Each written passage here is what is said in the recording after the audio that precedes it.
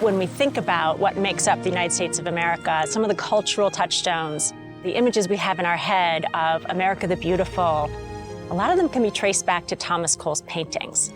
It's one thing to talk about a period of time and what was happening. It's another thing to show a period example. Those are the primary source documents of the time, is the artwork from that time. People don't often think of landscape paintings as having great big stories or history in them, but Thomas Cole thought differently. He thought the landscape itself can tell a really big story about this country.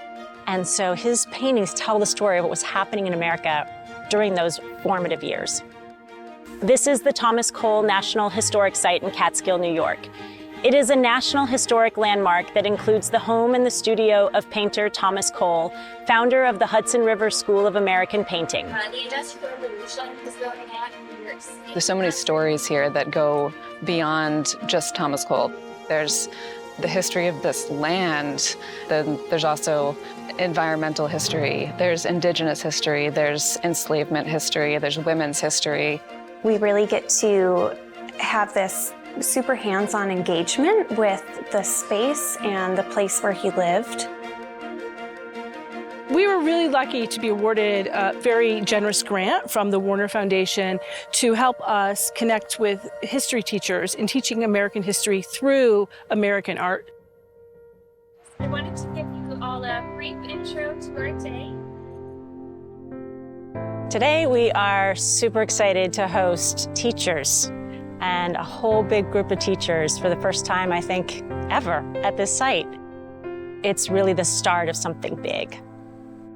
The mission is about education rather than just pure art. It's really art in the service of education. How do we draw a line between our moment and Thomas Cole's moment?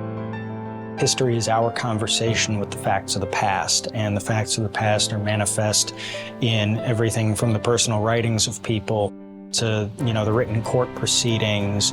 Using pictures, using maps. As a visual, these things are easier to enter into and to spend time with and dwell on. And they're as narrative rich as any single document you could put in front of a student. Looking at a work of art from a very broad perspective, like thinking about the colors that are used, to the objects, to the action, how does it make you feel?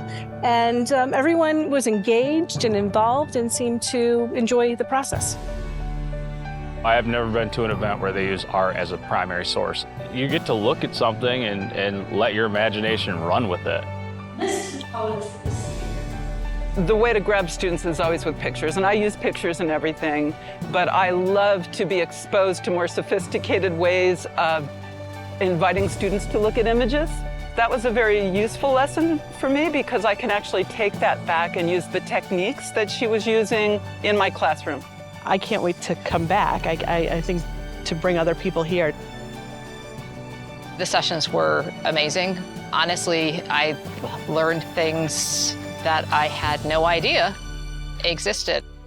I hope teachers take back into their classrooms these ideas of place and these ideas of merging history and ideas of the past with our present moment.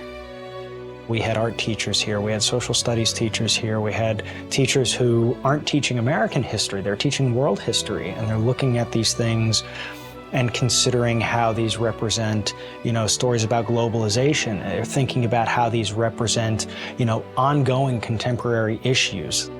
The interest and enthusiasm that I got from all the educators who were here, that's the thing that really makes these so worthwhile.